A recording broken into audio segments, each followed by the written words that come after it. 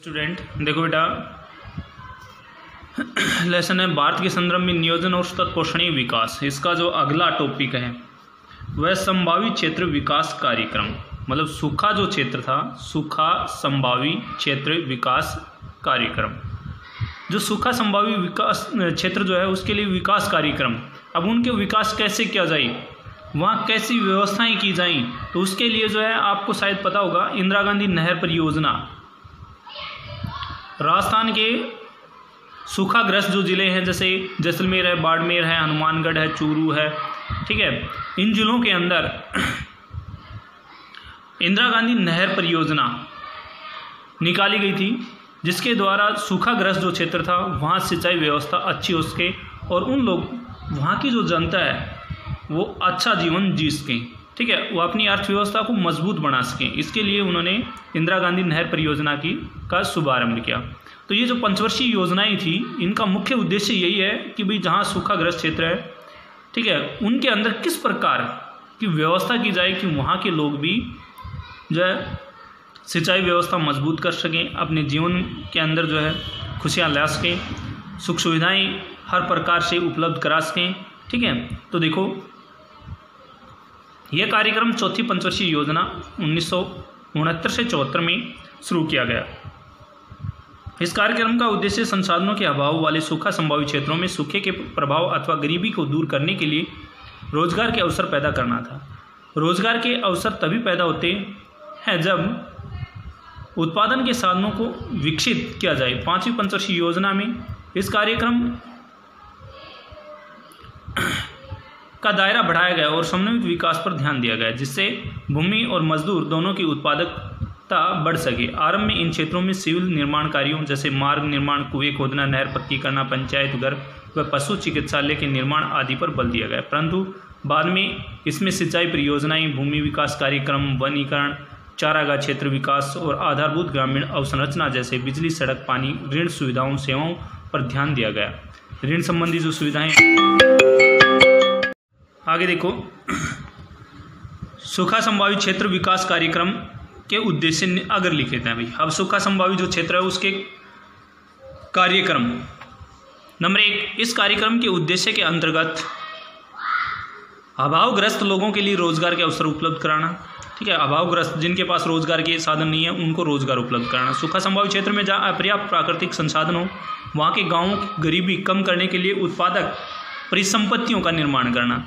जैसे अपर्याप्त प्राकृतिक संसाधन मतलब जहाँ पर्याप्त मात्रा में प्राकृतिक संसाधन नहीं है, उनके पास उत्पादक जो परिसंपत्तियाँ हैं जैसे विनिर्माण प्रक्रियाएँ, उनका निर्माण वहाँ उद्योग लगा करके वहाँ जो है कच्चा माल पहुँचाया जाए।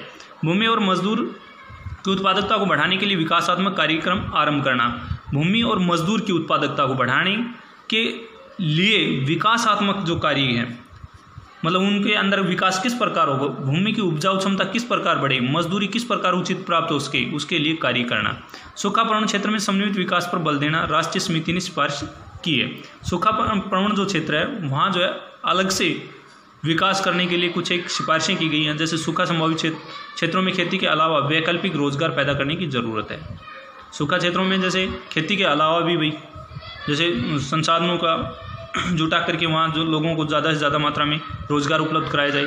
सूखा संभावित क्षेत्र में खेती के अलावा वैकल्पिक, उसके बाद सूक्ष्म स्तर पर समन्वित जल संभव विकास कार्यक्रम को अपनाया जाना जरूरी है।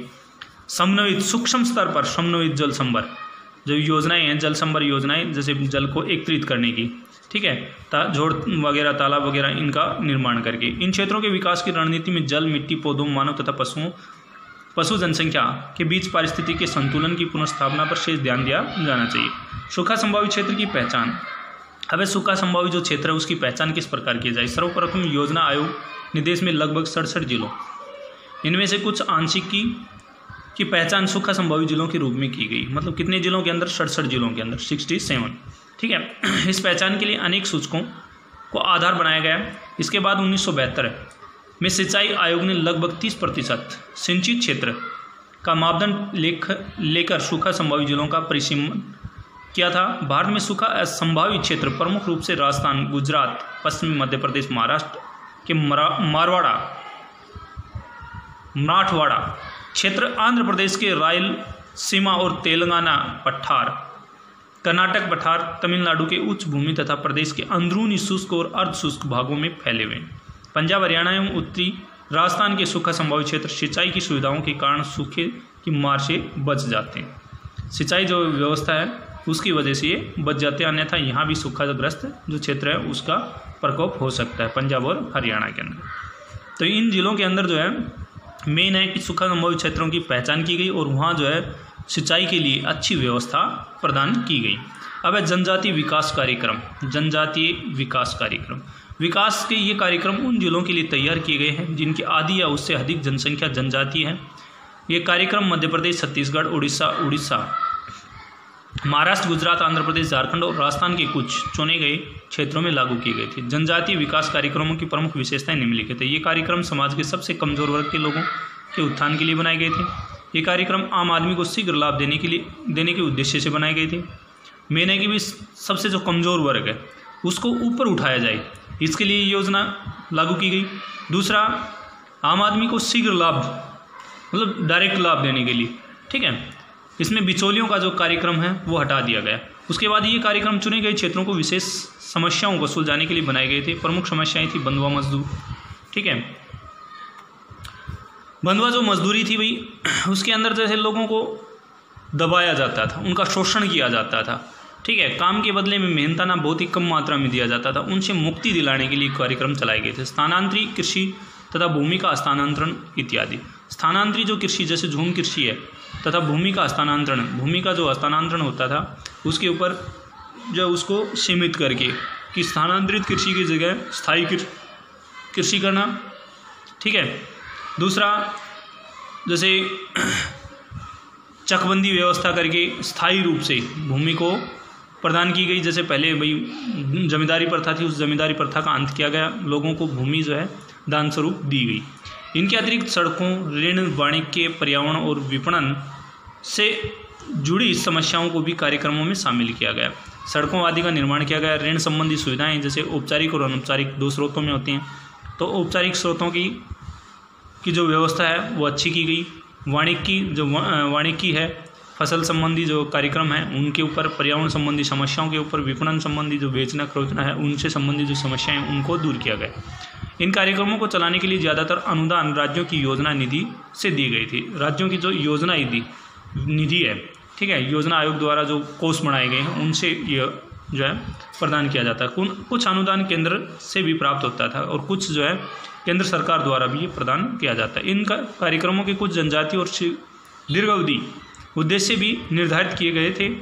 वे थे जनजातीय और अन्य लोगों के विकास के स्तरों के अंतर को कम करना तथा जनजातीय समूह के जीवन की गुणवत्ता में सुधार लाना। मेन था कि भाई इनमें जनजातीय जो पिछड़ी हुई जो जातियाँ हैं उनके लिए विकास के लिए कार्य करना, उनके स्तर को ऊंचा उठाना और ताकि वो समाज के अंदर सिर उठा करके जी सके, ठीक है, उन्हें फिर से किसी प्रकार की कोई यातना या बंधुआ मजदूरी के रूप में कार्य ना करना पड़े, इसके लिए कार्यक्रम चलाए गए थे, ठीक है। तो आज के लिए इतना ही। ये क्वेश्चन बनता है बेटा, ये आपको करना है, सूखा संभावित क्षेत्रों के विकास कार्यक्रम, ठीक है, पर संक्षिप्त नोट लिखें या सूखा संभावित क्षेत्र विकास कार्यक्रम के उद्देश्यों का वर्णन कीजिए। दूसरा है जनजातीय विकास कार्यक्रम पर संक्षिप्त नोट लिखें या जनजातीय विकास कार्यक्रमों की मुख्य विशेषताओं का वर्णन कीजिए। ये दो तरह से क्वेश्चन बनते हैं, दोनों तरह से 2 क्वेश्चन है बेटा, दोनों आपको फिर नोटबुक में कर दें। साफ राइटिंग।